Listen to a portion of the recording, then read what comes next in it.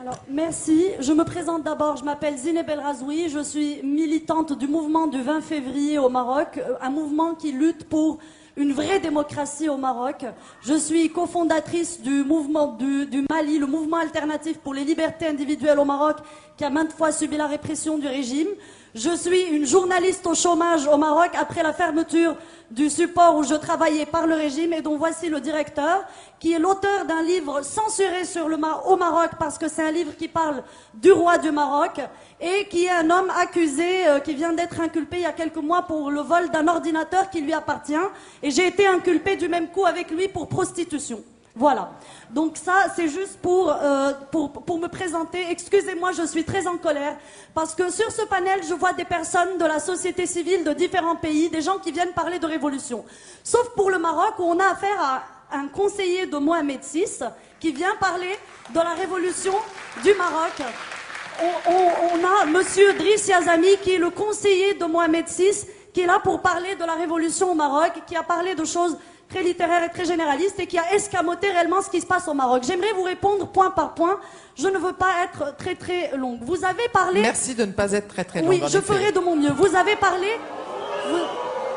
Vous avez parlé de la transition qui aurait commencé au Maroc depuis 99, depuis l'avènement de Mohamed VI. En 99, au Maroc, on nous a dit maintenant Hassan II est mort, vous êtes en démocratie. Et c'est ceci la doctrine officielle de l'État marocain. Vous avez parlé de l'instance équité et réconciliation au sein de laquelle vous avez siégé.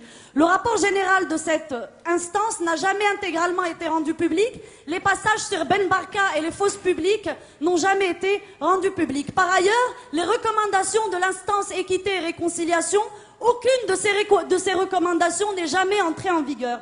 Vous avez parlé de la Moudawana, du code de la famille. Moi, en tant que femme marocaine, j'explique que ce texte est tout sauf égalitaire. J'hérite toujours la moitié de ce que vous, en tant qu'homme marocain, héritez, même si je paye mon café au même prix.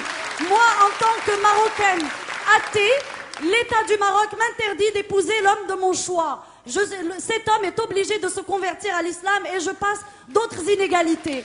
Je parle aussi de... Vous avez aussi parlé d'un pas qui serait remarquable selon vous, qui est l'instance contre la corruption. Je précise que Transparency International, leur remise de prix cette année a été interdite par le régime marocain 3 fois de suite. Le remise de prix devait être donné au militant Chakib El-Khiyari qui était condamné à 3 ans de prison au Maroc pour avoir dénoncé la corruption. Vous-même, monsieur Yazami, vous, depuis le début du mouvement du 20 février, notre mouvement a été traité par l'État marocain. Je passe les tabassages, je passe tous ceux qui ont été dans le coma, je passe les morts. Et là, je rappelle, Kamal Ammari, mort, assassiné par le régime à Asfi.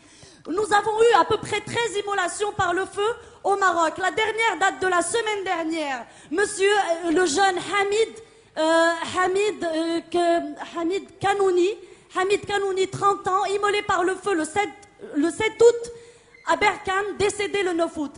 Fedwa Al-Aroui, immolé par le feu à Souk Sebt le 21 février, décédé le 23 février, victime de sa condition de mère célibataire, traitée de pute par le Mokadem de la ville, parce qu'elle est mère célibataire et qui s'est immolée publiquement par le feu. Il existe une vidéo de 3 minutes de sa mort, qui est juste insupportable. Où étiez-vous en tant que turiféraire des droits de l'homme à ce moment-là?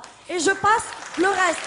Le 15 mai, le dimanche 15 mai, nous avons été tabassés aux portes de Rabat. Nous avons été manifestés contre le bagne secret de Temara, qui figure dans les rapports de Human Rights Watch, d'Amnesty International, la prison verte de Temara, qui est un secret de polichinelle, où des centaines ou peut-être des milliers de personnes sont passées, avec des témoignages de personnes qui ont été violées par des tessons de bouteilles, des enfants en bas âge. Et là, il y a le fils, comment il s'appelle l'islamiste là? Le fils, enfin vous connaissez son cas, sa mère n'arrête pas de le dénoncer. La Grande-Bretagne a dédommagé monsieur Mohamed Binyam, un Éthiopien qui s'est fait taillader le pénis à Temara. Et le Maroc continue de dire que cette prison n'existe pas. Vous-même, le 15 mai, vous êtes allé dans cette prison au moment où nous devions manifester sur les ordres de l'État marocain et vous avez dit que vous n'avez rien constaté. Alors que cette prison existe dans les rapports et les témoignages. Et vous le savez très très bien. D'accord? Donc maintenant, j'aimerais que vous nous disiez si le bagne de Temara existe ou pas? J'aimerais bien que vous répondiez sur ça. Pour ne pas faire pour ne pas faire long, vous êtes le conseiller de Mohamed VI.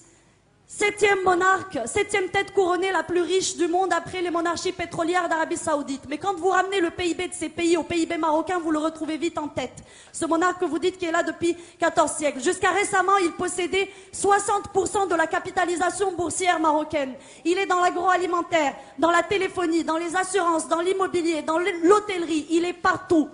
D'accord? Quelle est la différence aujourd'hui entre Ben Ali et Mohamed VI? Est-ce qu'on aurait reçu un conseiller de Ben Ali pour parler de la révolution tunisienne? Est-ce que ça se serait passé? D'accord? Donc, vous, juste pour conclure, la constitution marocaine est un simulacre. C'est une constitution qui consacre l'islam religion d'État, le droit divin, où il n'y a pas d'égalité homme-femme. Est-ce que vous pouvez conclure, Zineb, Je vais conclure très rapidement. Où il n'y a pas... D'accord? Cette constitution n'a pas été faite par une constituante comme le demandait le peuple marocain. Elle a été faite par 18 personnes, dont vous, qui ont été nommées par le roi, qui n'ont aucune légitimité de représentativité du peuple marocain. C'est une constitution cocotte-minute concoctée en 3 mois dans les arcanes du palais royal. On a eu 10 jours pour la voter, pour la soumettre à référendum. Elle a été votée à 99% de oui, ce qui est un score digne de la Corée du Nord. D'accord? Donc, ne venez pas nous parler de démocratie, monsieur le conseiller du roi. Ok, voilà. Merci Zineb.